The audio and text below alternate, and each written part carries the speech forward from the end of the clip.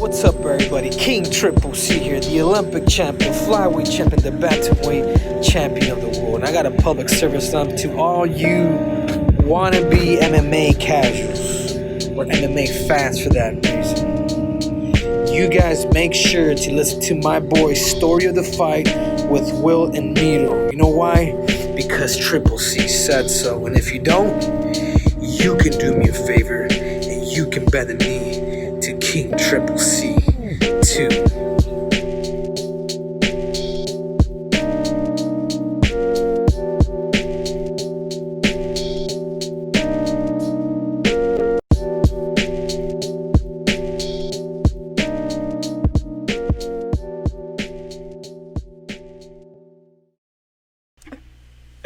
Oh man! Hey, Happy New Year, Will.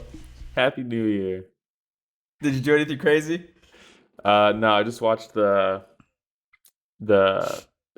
Two Bears One Cave live stream, the Burt Kreischer Tom Segura one, and then Is that the one where you try to dunk it?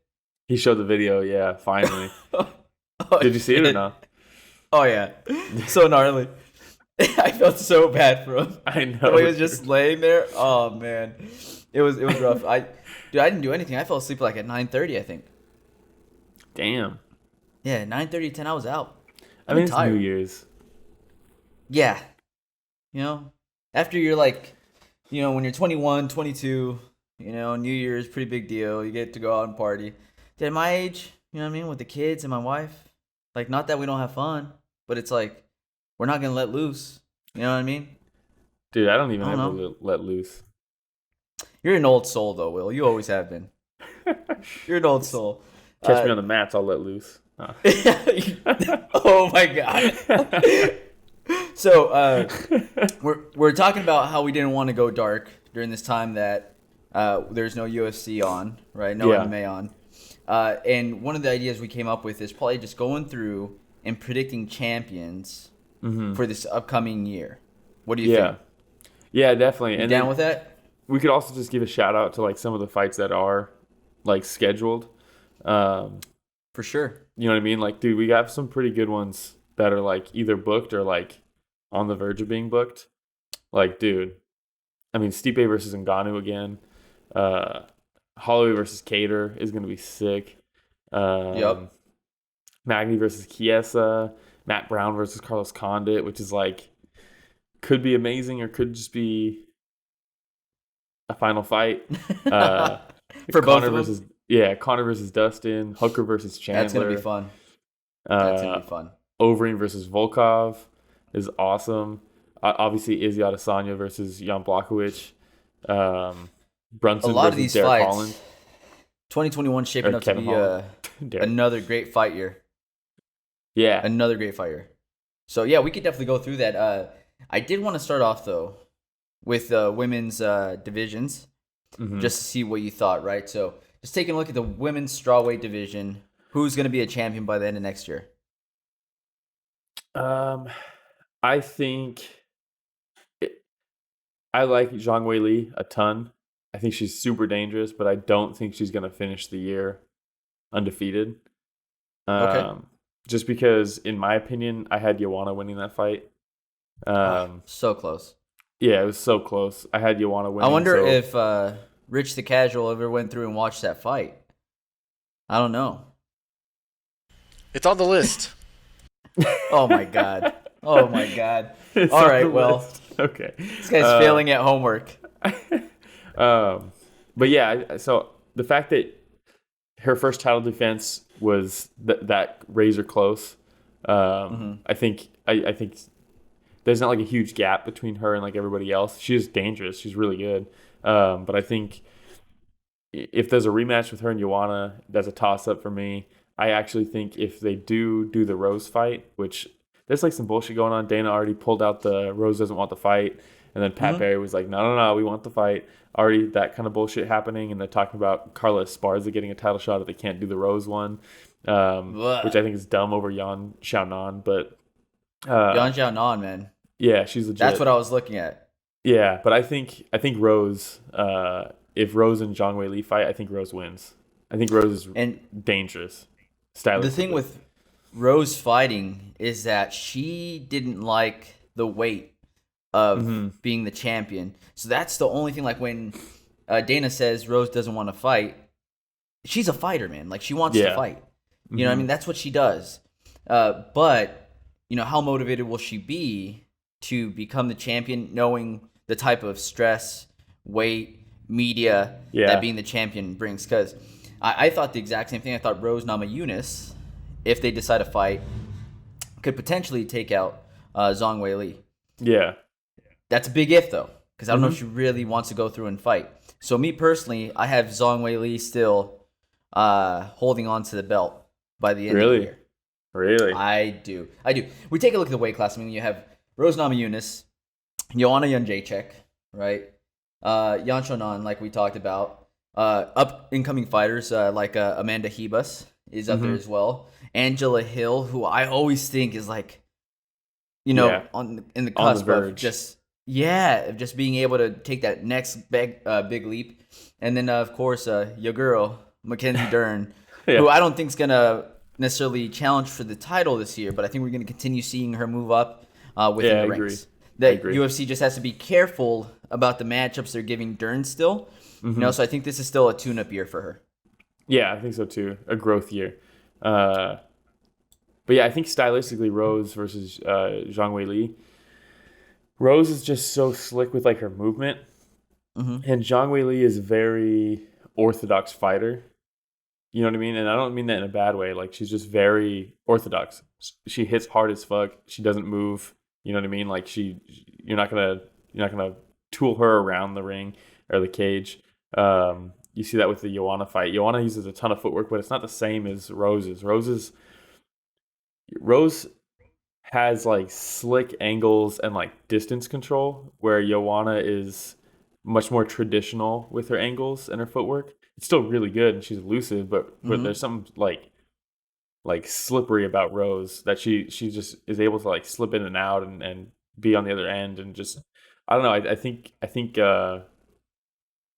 I think Rose picks apart Zhang Weili over the course of like 5 rounds. I don't think she finishes her. I think if Zhang Weili could get finished, I think she would have taken the out during that Joanna fight because it's such a tough fight. So she's not going to like give up at any point in a fight. But I think Rose, I think it would be a similar fight to her versus the rematch against what's her name? Andrade. Yeah. Yeah. I think it'd be very similar to that. Right there with you, man. And Zhang she's a tank. Those Chinese supplements. Yeah. You know what I mean? So it'd be a tough matchup either way, and it'd be something that'd be really fun to watch. So I hope we get to see that this upcoming year. But I'm with you. If Rose fights, I could see Rose having the title by the end of the year. If not, I still think Zhang Weili holds on to it. All right. So women's flyweight division. This one's kind of easy for me. Oh, is it? Yeah. Same. Valentina Shevchenko. Yeah. Again, taking a look, her toughest challenge might be Andrade, but even with Andrade being her toughest challenge, doesn't mean that it's a very tough challenge for her. Yeah. Does that make sense? Yeah, I mean, stylistically, it's the perfect matchup for Shevchenko. Someone who's just going to come straight at you and throw big shots is perfect for her to counter off of. So, like, I mean, I expect that to be like a kind of a standout performance from Shevchenko that just like further separates her from the pack. Because, I mean, after Andrade, there's really not much left. Who's gonna challenge Roxanne Modafferi? With all due respect, I mean, Macy Barber later on down the road. Yeah, I just don't see anybody really being able to take the title from her. Yeah, same. That division's just not. It's just not quite there yet. What I would love to see is Shevchenko fight for the Bantamweight title. Yeah. Which brings us to the next division, the women's Bantamweight title. Who do you have having the title by the end of the year? In Bantamweight,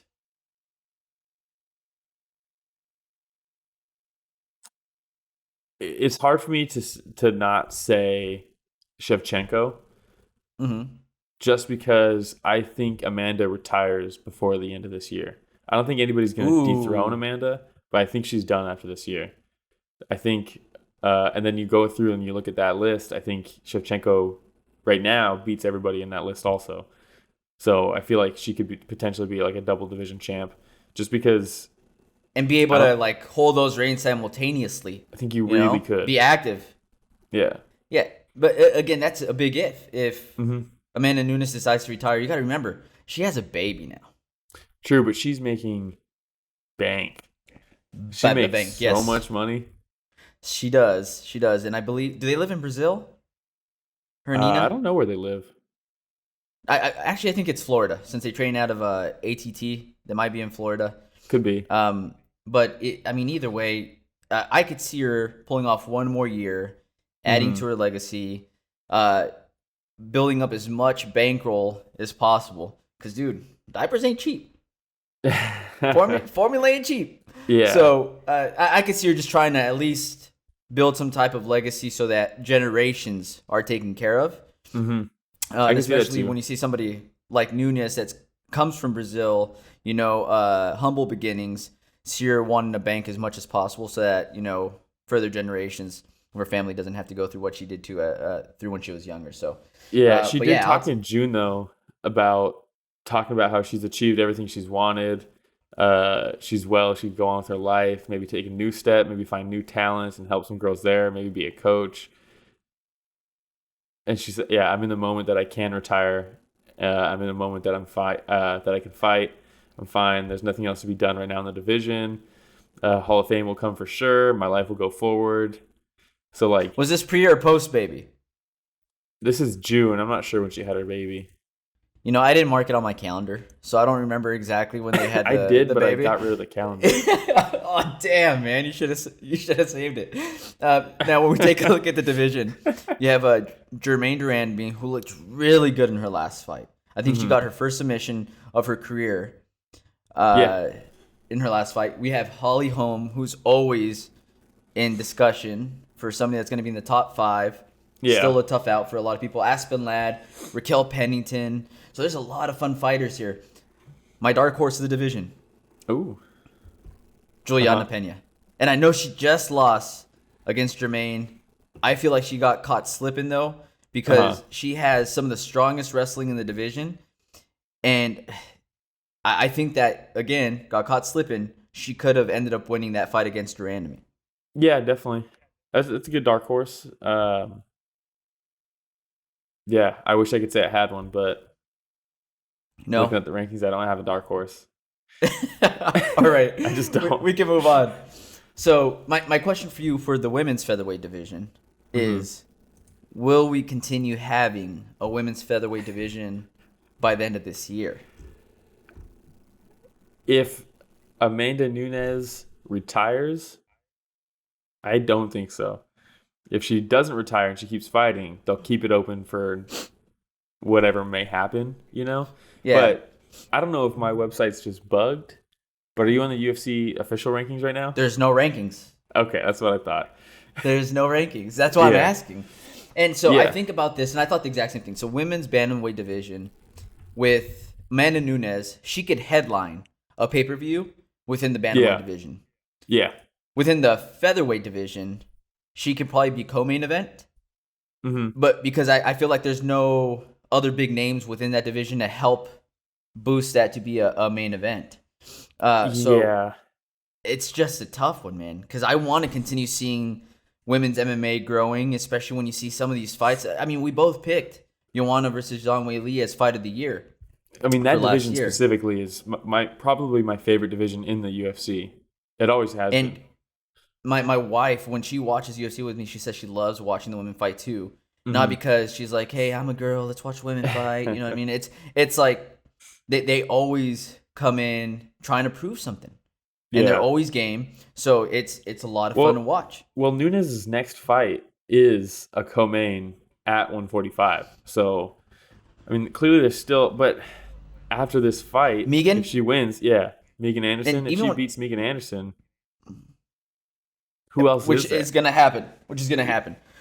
I mean, I'm willing to drop whatever money saying that Amanda Nunes is going to take out Megan Anderson. I haven't been impressed by Megan Anderson since she's come into the UFC. She came in with a lot of hype, definitely overhyped, and I think that Amanda Nunes, it'll be easy work for her. Well, you know why the hype was there?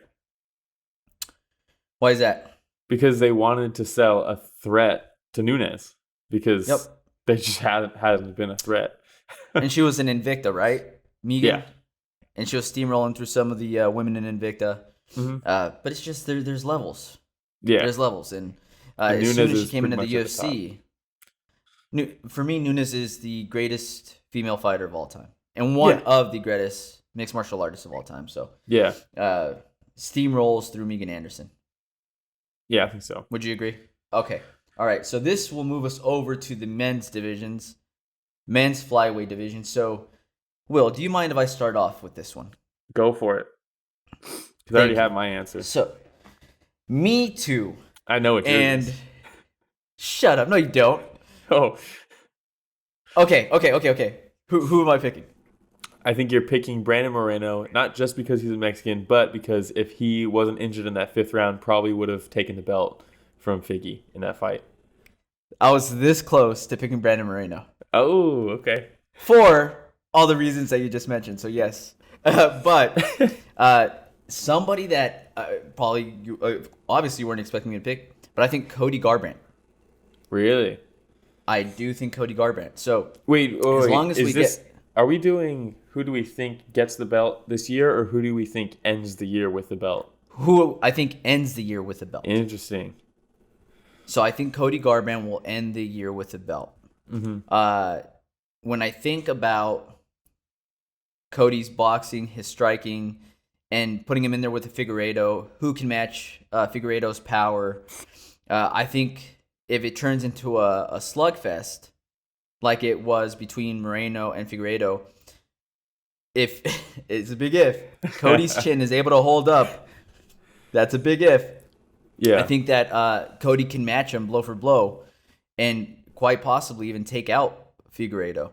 Yeah, well, I can see that because the big if there, it's not outrageous to think that he can take shots at flyweight that he couldn't take, you know what I mean? But you have to consider also, it seems like when people go down in a weight class, it seems like their chin isn't as stable. Sometimes. Not all the time. Sometimes. But you look at TJ versus considering... Cejudo, for example. You know what I mean? That's what comes to mind. But that was a big cut for TJ.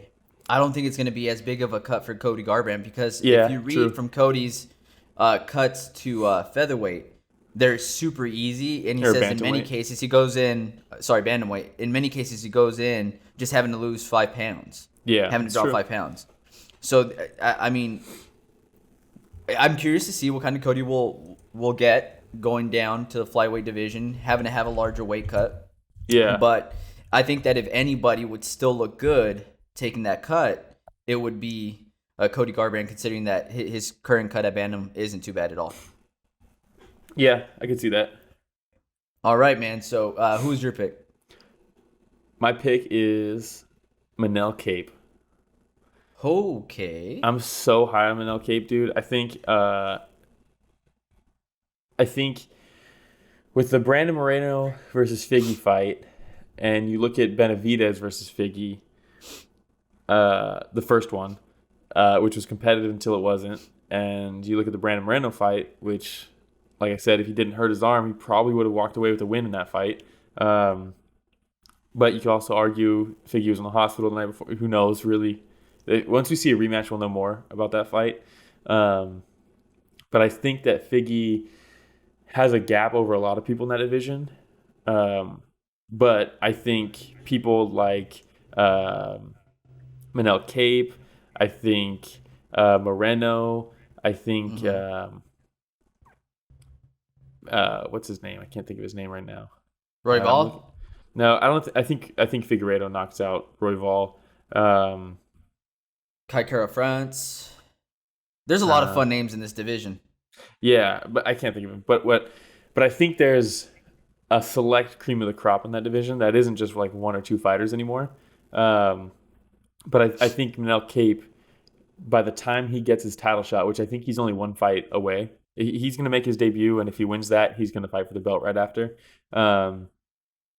Yeah, I just think he's such a complete fighter that I think he's going to like find the holes in Figgy's defense. Because Figgy walks around like, and even in that Moreno fight, he didn't change his tune throughout the fight, but he just kind of, the way he carries himself and his striking defense is almost like, I'm indestructible.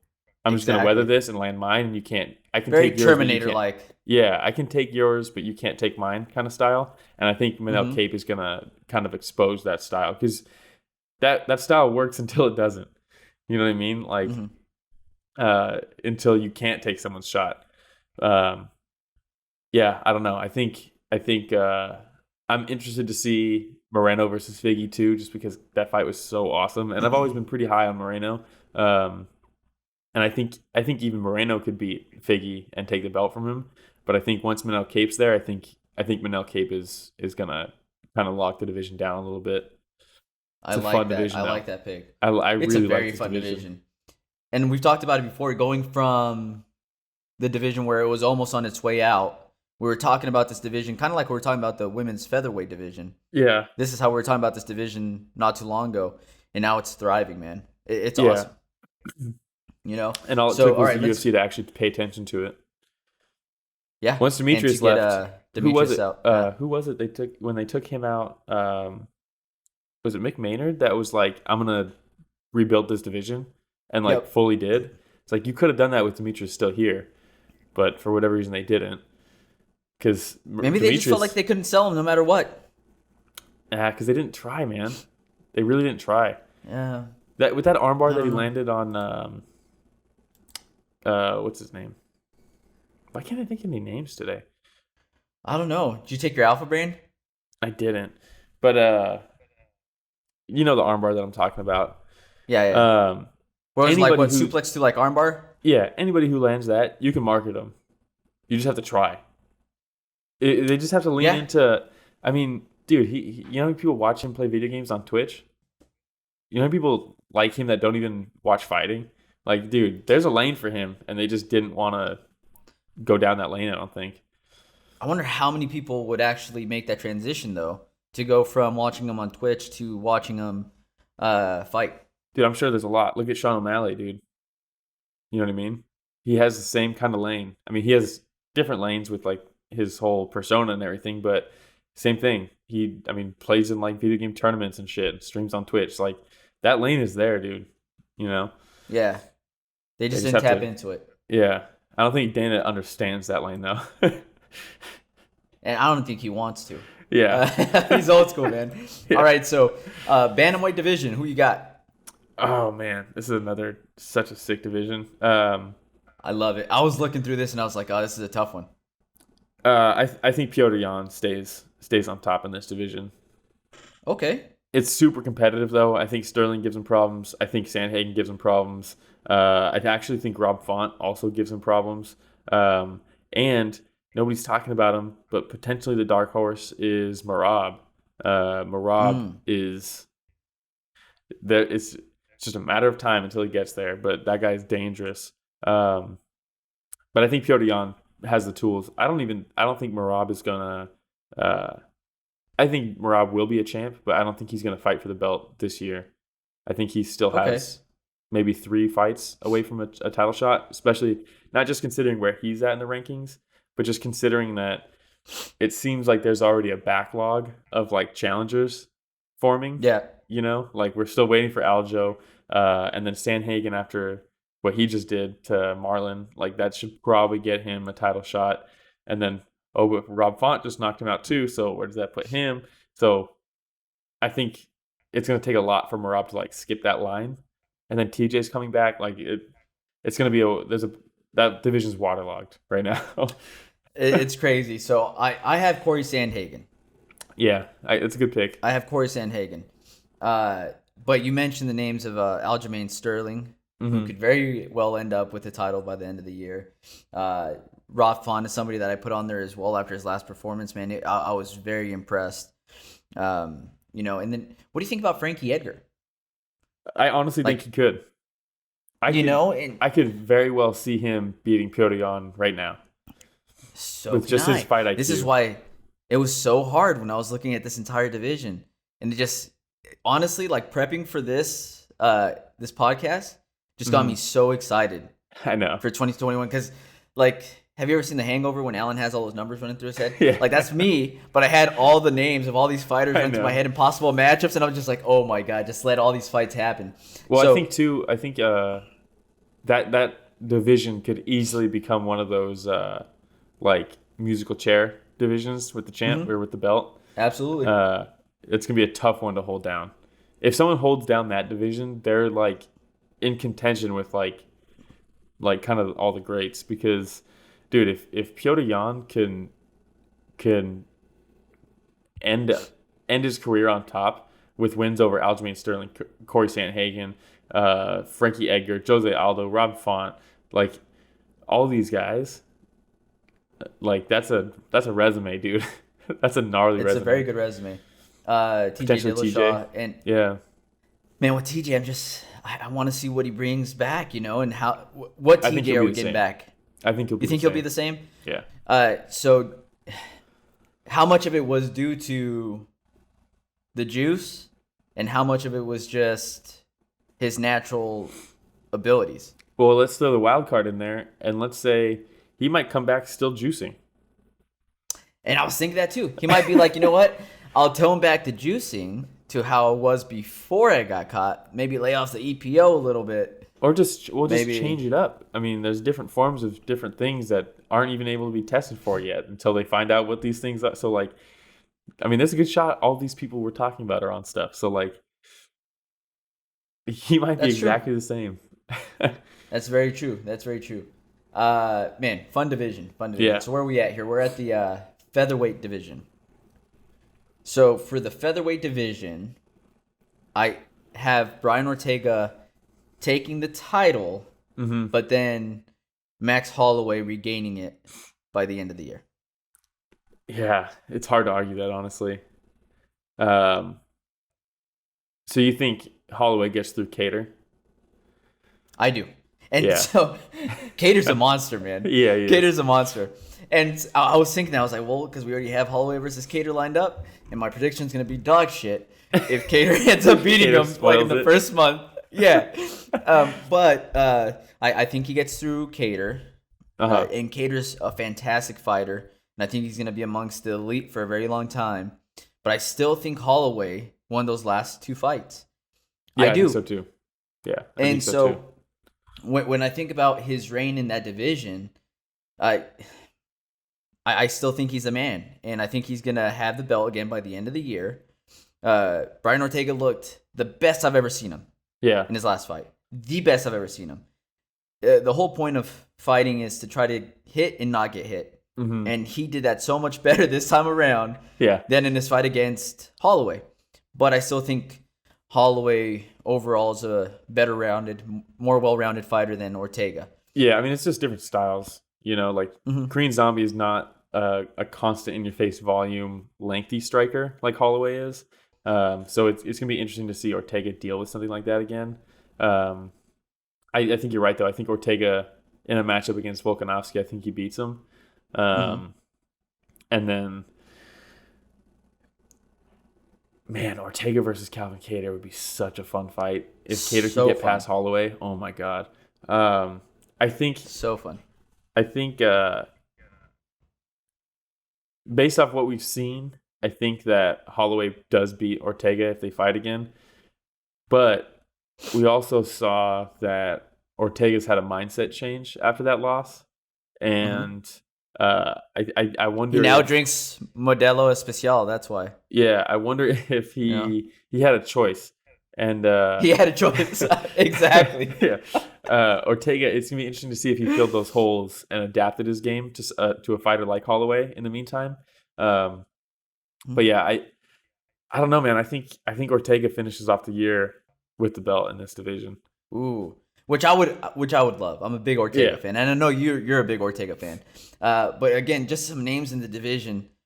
Again, Volkanovski being the champion, Max Holloway, Brian Ortega, Zabit Magomedsharipov. Which, when are we going to see this guy fight again? When are we going to see him fight a 5-round fight? Yeah. I mean, he's going to get past Yair. Yeah. We don't know what's going on with Yair. He doesn't even know. He doesn't know where he is. Nobody knows where he is. He does. No, he just off the face of the earth. You have Korean Zombie, which I just love watching them fight. Yeah. Calvin Kattar. When we talk about young up and comers in the UFC, he will be a champion one day. It's not a matter of if, it's when for me. I think with Calvin Kattar. Then you still have Josh Emmett. He is older than Holloway. Yeah. Yeah, I still think he'll end up being a champion. Yeah. I think he could. He might just be one of those guys though that gets locked out just outside the belt. I think we forget how young Holloway is because he's been doing it for so long. Yeah. For so long at such the a high highest level. So Yeah. All right, let's go ahead. Arnold Allen, Dan Ige, Ryan Hall. Oh, dude, how can you forget about Ige? Yeah. That's right. There's a lot of really good people in that There's division. some bangers. Ryan Hall, Josh Emmett. Oh, look, your boy Bryce Mitchell. Your boy Bryce Mitchell. Dude, if we could get Bryce Mitchell versus Ryan Hall. Oh my God, that'd be fantastic. That'd be fantastic. Yeah. All right, you want to move on? Yeah. Up next, lightweight division. So I think this one would be a giant asterisk, right? If Khabib stays retired. Well, I don't think so because he's only going to fight once. So he's going to fight and relinquish the belt, and then he's not going to go past 30. You know what I mean? So even if he does come back, I don't. What if he comes back for 30? Yeah, but I think he'll come back for 30, and then once that's over, if he still has the belt, which I think he probably does, he's going to relinquish it, and they'll have another fight. They're not going to end the year with a vacant title, you know. Unless the fight's at the end of the year. Could be. Possibilities. So who do you have though? Who do you think is going to end up with the belt by the end of the year? Yeah, man, this division is fucking gnarly. I feel like we've said that about every division so far. They're all stacked now. I think tough one. It's a tough one. There's so many moving pieces in this division. I think Dustin beats Conor in January. Okay.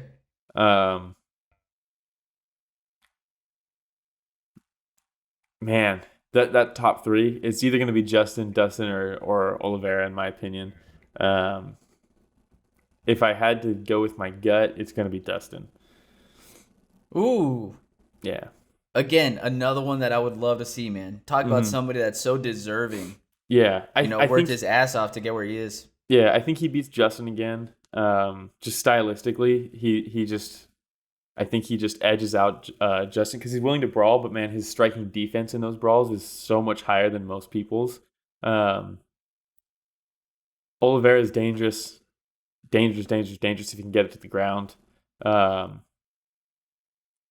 don't think Oliveira gets past someone like Gaethje. So yeah, I think Dustin. Yeah, and again, this is a shit pick if Conor starches Dustin again, but I just don't see it. That's a big if. Yeah, that's a big if. Man, I love Dustin Poirier. I do. He's like his charitable work that he does. So not just the Dustin within the octagon, but you see all the stuff that he does within his community. Mm-hmm. You hear the stories about like how his wife would drive him to these events and he'd be on the verge of saying, I want to quit. And she's like, don't quit. You know what I mean? And here they are. So, hey, props to Miss Diamond, by the way. Mm-hmm. For being a real sticking one. Around. She's a smoke show too. She's a smoke show too. But at the end of the day, I think Charles Oliveira will have the title at the end of the year. I could see Dustin beating Conor, and I think that the evolution of Dustin from the last time that he fought Conor, he's a totally different fighter, man. Yeah. Totally different fighter. He's an absolute monster in this weight class. And I think he'll end up being too much for Conor. Not you, dude, you know me. When it comes to Conor, yeah. Talk about being on somebody's nuts, man. I've been on Conor's nuts for a while. Yeah. Right? But I think Dustin's going to be way too much for Conor this time. It's the hard thing to gauge, though, because we just don't know what Conor's going to show up. We don't know if Conor's been doing rails of coke every night since New Year's. We don't know. I mean, we know. No, we know. Yeah. We know. It's just hard to gauge, because we see him so frequently, So it's like, how much better has it gotten? Has he gotten better? Is he starting to decline now? Who knows? Yeah, that's what makes this matchup so intriguing. But with Charles Oliveira, again, we talk about somebody that's putting everything together now. Mm-hmm. And somebody that's hitting their prime right now, and I think that's Charles Oliveira. Yeah. And when we talk about his work on the ground, the improvement in his stand-up, him being able to use his range, find his range a lot faster in fights now, because I feel like he was a slower starter before.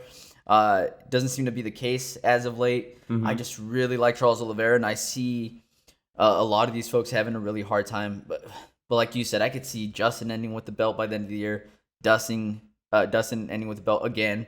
But and Chandler. I'm going with Chandler's not in the rankings yet, but he's in the mix. Yeah, Chandler. Right? We have Chandler against Hooker. Yeah. And if he mops the floor with Hooker, that might just catapult Chandler into title contention. Yeah.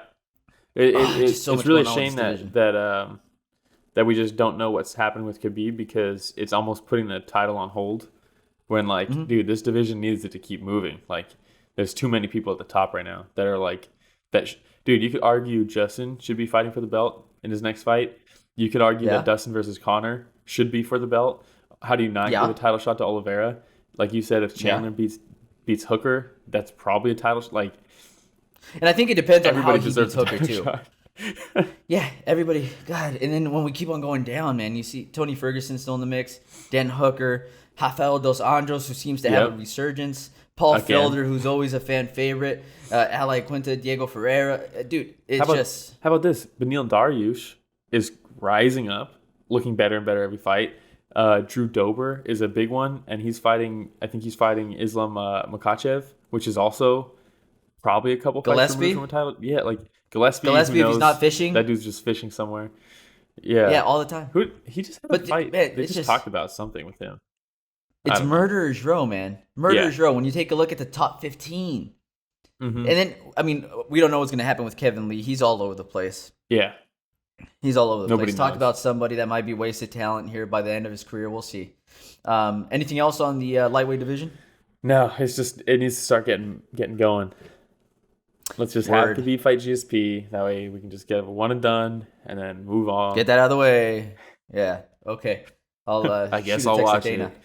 I guess if there's nothing else on. One thing I will say though, like last night, I watched the Ryan Garcia fight. Yeah, same. Great fight. And I had a friend invite me over to his place. Tommy invited me over, and he has his own podcast, Standing 8 podcast, by the way, for boxing. So check it out. Yeah. And he was there with some of his friends, and we're just talking, and we're talking about Ryan Garcia and how he's the main guy for the Golden Boy, right? And then we have Tank Davis, who's the main guy for Mayweather. And I was like, so what are the chances of actually seeing him fight? They're like, well, I think pretty good. It's possible, Yeah. And I was like, that's what's so frustrating about boxing is that a lot of times you're like, man, I just want to see these two fighters go at it to see who the best fighter is. But you miss out on it because of all these politics in boxing. This is what I love about the UFC. Yeah. Is that you see a lot of these fighters, and the chances of these fighters actually going up against each other in their prime is extremely high, especially if they continue in their ascension. Yeah, let's be honest though, those politics are probably saving Ryan Garcia right there, because I think if they fought right now, Tank probably knocks him out. Agree. Yeah, for sure. He looked good, and it's cool to see him deal with the adversity, with the knockdown and all that jazz. But me and George were talking about it last night. I think he just has like defensive holes that hopefully this made him aware of them, and now it's like, okay, let's fill up these holes. But I don't know. We'll see. Yeah, well, props to Tommy. Yeah, props to Tommy in the Standing 8 podcast. So welterweight division. Yeah. I have Kamaru Usman still. Same. And I put down, especially if he continues fighting once a year. And I know that's not his fault. Yeah. There's some canceled bouts. Yeah, what the hell's going on right now with him and Gilbert Burns? How is that fight not happening yet? I don't know, man. But that's what I'm saying. If he's only fighting once a year, then he's going to continue holding on to that title. Talk about a division that's really being slowed down right now. I wonder what's going on there. I wouldn't say it's that it's the most stacked division in the UFC. But I mean, Gilbert Burns, Leon Edwards, Jorge Masvidal, who I think I love watching Jorge Masvidal fight, but I still think there's more hype behind him Yeah. than is actually there. It's just one of those Wonder things where Boy looked stylistically, great. yeah, stylistically, people like Colby and Kamaru probably, and even Wonder Boy, I think beats him if they have a rematch. Damian Maia's 60 years old, still fighting. Yeah. Tyron Woodley won't let his hands go. Michael Chiesa. Yeah, Neil Magny. I just think Vicente Luque. got gate kept. It'll be interesting to see what happens with Chimaev. Got gate kept? Is that an official term? It is. Yeah, Oh, the gate's sweet. closed All on him. Even though I do like Hamzat. I think he gets better after that loss. But yeah, Khamzat. Give me Hamzat Chimaev. I don't think he beats Usman though. Because if he jumps out and fights Leon Edwards, if that fight actually happens, he's getting a title shot next. But I think Usman stylistically, man, is such a bad matchup. I think the only person in that list that I could see really giving Usman problems, and it's a big if, is someone like Wonder Boy, stylistically. Something that's very, very unique. Well, not just that, but Usman is very much straight line. Straight punches, comes right towards you, right at you, no angles. Threat of the takedown's there, but Wonder Boy, that's the best person in the division for counters. The best person, dude. If you're coming straight at him, throwing straight punches, you're gonna get fucked up. But the variable is, can Usman close the distance to get the takedown? Because if he can, then he probably wins that fight. But if Usman can't get close to him, which most people can't get close to Wonder Boy, then I think Wonder Boy could probably beat him. Dude, the way you beat Wonder Boy is you sit back, like Woodley did. It's a boring fight, but you're gonna get a win, and you evaded a dangerous guy. Wonder Boy is still very skilled, super skilled. The current title holder of the NMF title. Yeah, still hasn't lost it. Nicest mofo title. If Jeff Neal won that fight, it would actually be like a fitting second person to have that belt. Jeff Neal seems like a really good dude. He does. All right, let's move on to the middleweight division. So this one, I would love to see Darren Till make a run for the title. Yeah, same. But I still have Israel Adesanya having this title by the end of the year. How about you? I think so too. I don't think anybody gives him anything new to offer. I think stylistically, the only person I think that could really give him problems is potentially Darren Till, and it would not be a fun fight to watch.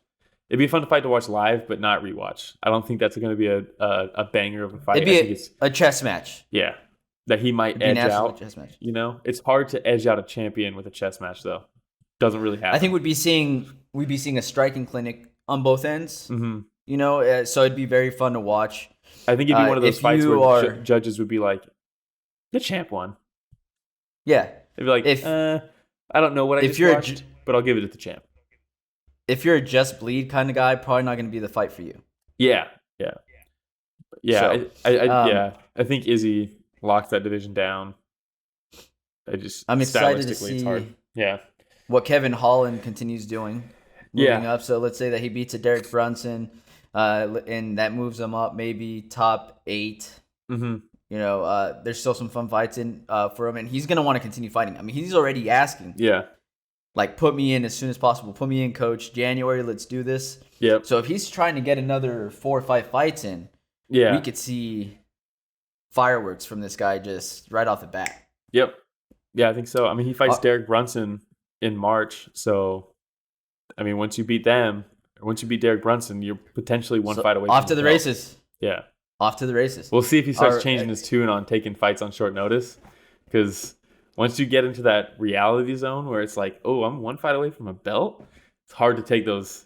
It's much easier to play it safe on those opportunities. Yeah, because you could fight, you know, for show 50, win 50, and then a bonus 50, so that's 150K, and continue getting those fights. Or you could fight for your title and break $1 million just off that one fight. Potentially. Yeah.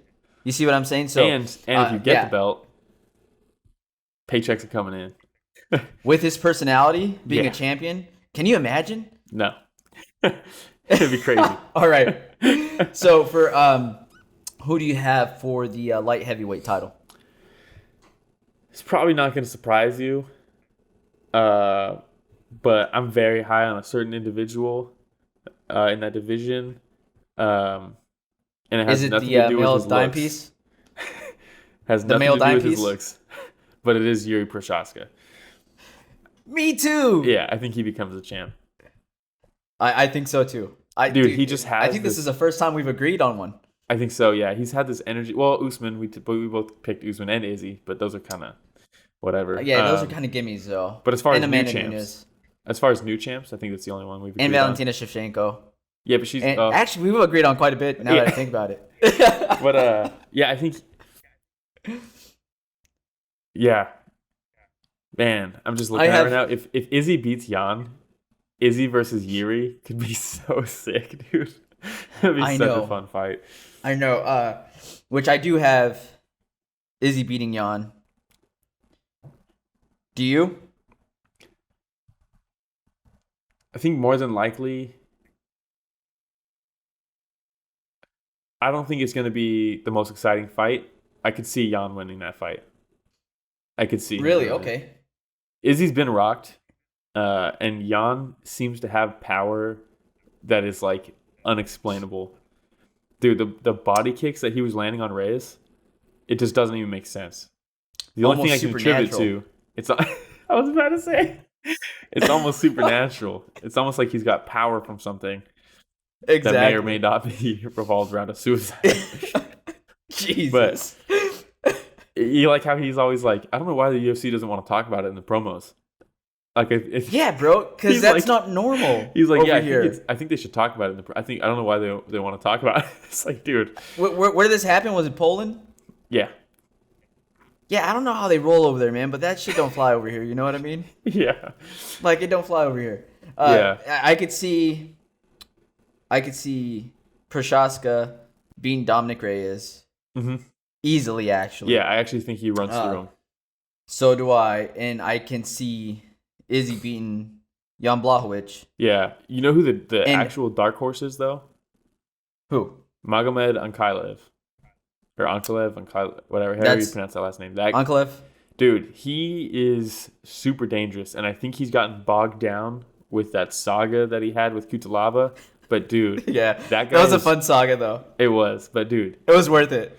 Yeah, it was. He is super dangerous. He doesn't move like a light heavyweight. That guy is quick. His footwork is so deceptive and quick and he has scary power. I think he is definitely a dark horse in that division. I don't think people are talking about him enough. That's a good pick. The only question I have with that is we talked about them holding the title by the end of the year. True. Yeah, true. Can they do enough for him to be able to move up for a title shot before the end of the year? I think in a couple of years we might see him fighting for the title. But especially if Izzy beats Jan. If Izzy beats Jan, it's like, what happens next? Does he go and defend middleweight? Does he stay in light heavyweight? Like, that could be holding up the division. Who knows? That's just what I was about to say. I could see Izzy stepping up. And I think that team is very smart. We talked about Eugene Berryman. And that entire group knows what they're doing. So I could see them saying, hey, for a part of your legacy, when we talk about light heavyweights, we have somebody that's a light heavyweight champion right now who you could beat. Yeah. And if you beat them, and we don't like the matchups being offered afterwards, you could say, just wanted to test myself. See ya. Yep. Back to middleweight, reign as the middleweight champion, and go down as somebody that at one point in time was a champ. And decided to just focus on middleweight. You know what I mean? Yeah. So definitely. I could see him beating him, and then after that, him seeing the dime piece Prochazka show up and being like, see you later. Yeah. Same. So a lot of question marks in that division, though. It's like impossible to predict that division. Who the fuck knows? It is. Another fun division, though. Another fun division. So heavyweight division. A lot of question marks on this one, too, depending on how certain things play out, right? So who do you have finishing as champion? I think Stipe finishes as champion. For the year? Yeah, I think he beats Francis again. And doesn't fight for a year. Might not fight again. If he does, he fights John Jones. And that's a tough... Obviously, it's a tough matchup. But I think Stipe could beat John Jones. I think Stipe has the potential to cement himself in history with this year. If he beats Ngannou and then beats John Jones, I mean, dude, the resume that Stipe would have acquired at that point is undoubtedly it's crazy. The best heavyweight of all time if he's able to get through Ngannou again and through John Jones at that point, right? It'd be you can't even make an argument after that, in my opinion. Fedor is still always going to be up there, but as far as best UFC heavyweight of all time, Stipe, I think Stipe already has it. But if he gets Ngannou again and then John Jones, like, whoa, first guy to beat John Jones, the firefighter out of Ohio, to become, one of the best heavyweights of all time, possibly the best heavyweight, dude. That's an awesome story. Yeah. I have John Jones. Yeah. And this is with me assuming that whoever wins the heavyweight title decides to fight again by the end of the year. Well, if it's Francis, he's going to, for sure. Exactly. That. If it's Francis, without a doubt. I think Francis is an easier fight for John Jones. Yeah, definitely. So I'm asking myself, like, how much does Stipe have left in the tank? He's not the youngest guy out there. But again, at the heavyweight division, you don't have to be the youngest guy. Yeah, this could be his last year. I hope it is. I hope it is. Dude, if he could beat Francis and then John Jones and then say peace. And then rides off into the sunset, what a way to go out, man. If he beats Dropping Francis, the mic, fucking walking away. Yeah, if he beats Francis, he's not going to not fight John Jones. Like, he's not going to be like, nah, I'm done. But once he fights John Jones, probably, unless if he beats Francis and then John Jones beats him and it's competitive, they might set up that rematch and then do a whole trilogy like DC but who knows? But I love the division. It's such a cool division, man. Heavyweights. Fucking awesome. I mean, heavyweights in general is always fun. Yeah. It's always fun. You're always on the edge of your seat, just waiting to see what happens, and especially with some of the names on here, it's just, man, I'm right there with you. Yeah. I can't wait to see that fight.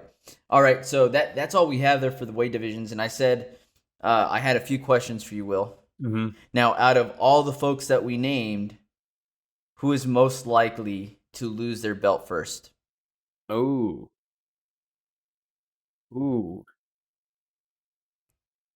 Because I know we were talking about how Poirier versus McGregor might be for the belt, but it wouldn't necessarily be anybody losing their belt in that case because it's vacant. Yeah. It's a toss-up between Volkanovski and Blachowicz for me. Gotta pick one. I'm going to go Volkanovski. Lock it in. Volkanovski, first to lose his belt. All right. Yeah. Next one. Actually, fuck. He's not even scheduled. Jan. I'm going Jan. Piotr Jan, first to lose the belt. No. Lock it in. Jan Blachowicz. Oh, Jan Blachowicz. Yeah. All right. Lock it in. Jan Blachowicz. Yeah. Oh, man. Wait, what about you? We're going to have to ask these. Didn't you have an answer? Yeah, it's going to be. Ask me this it's question? going to be Jan Blachowicz for me. Yeah. It's going to be Jan Blachowicz for me. Just because. With all due respect. With all due respect. Considering that it's the first fight coming up where I had somebody predicted to beat him, so. It's the safest pick for sure. Next big name to likely leave the UFC. What do you think? Next big name to likely leave. Can I share mine with you? Yeah. I think it's going to be Joseph Benavidez. I don't consider him a big name. You're so mean. And I say that with all due respect. What's the Too last, late. What, You're what's the supposed last, to say it before. What's the last pay-per-view he headlined? Yeah, no, you're right. But he's a name. I'm just saying, like, that's somebody that's a name. You know what I mean? Yeah. Man. It's a tough one. Yeah, if I had to pick, it's Junior Dos Santos. Good one. That was my runner-up. Yeah. That was my runner-up. And he might be forcefully pushed out of the UFC. Yeah. But I was thinking about Joe Benavidez, thinking about what's his chances of going for a title again. It might just be one of those where the UFC respects him so much. He respects the UFC. Mutual agreement. This is as far as you're going to go with the UFC. Vaya con Dios. You know what I mean? Yeah. See you later. So, next one. That's a good pick. Most likely to be breakout star for 2021, sorry. Yuri Prochaska. Easy. He was a breakout star for us already last year, but for everybody else, everybody will take notice. I think so. Everybody will take notice. Yeah, I think so. All right. Wait, what about you? Last question. I didn't really have one, man. I was taking a look at it. The only person I can continue thinking about was Kevin Holland, but he's already like a breakout star. But I already think I think he's going to continue moving up in the ranks. Mm-hmm. And I don't really see anybody else that really stands out to me that I'm saying like, dude, this is like 2021 is the year for him. Yeah. Maybe Buckley, if he continues doing what he's been doing. He fights on the next card, right? I think so. Yeah. So if he continues winning in fancy fashion like he has been, yeah. I think he's going to continue becoming a star within the UFC. Mm-hmm. And I feel like Dana White loves that guy. And as soon as Dana takes notice of somebody and starts loving somebody, he starts helping push they're starting them up as well. Favorable matchups, they're here and there. So yeah. Exactly. Last question, Will. Most likely to get arrested for shooting guns at a strip club with homeless people. Yeah, if I had to pick, it's a tough one, but if I had to pick,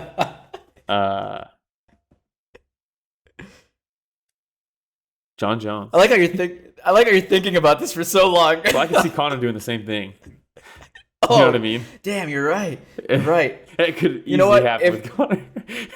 If the question was most likely to punch old people at a bar, I could see Conor McGregor. Or Mike Perry. Platinum Mike Perry. Yeah. That's a dark horse in that question. The dark horse. That's all I got, Will. Do you have anything else? No, that's it. It's going to be a cool year, So I hope that listeners, just comment, let us know who you think might end up with some of these titles. Yeah, tell us not where everybody we're wrong. out there agrees with us. Yeah, and let us know who it is that you think is going to end up with these titles by the end of the year. Yeah, and I'm sure, like you said on the last one, you're going to see it and be like, shit, that's a good one. Yeah, I mean, we got a dislike on the last video. I would like for people who are going to dislike the video, do it. I don't give a shit, right? It's just a thumbs down. Doesn't matter. But comment why. Talk shit to us because I like that. I'd like to have fun with that. So, just tell us why we suck. Yeah. You know what I mean? And then if you can also thumbs down, leave a comment with your address. We'd really appreciate it. And then you'll see me let loose. No. All right. That's all I got, Will. Is that all you got? Yeah, that's all I got. All right. This was a fun week. Thanks, everybody, for listening to Story of the Fight.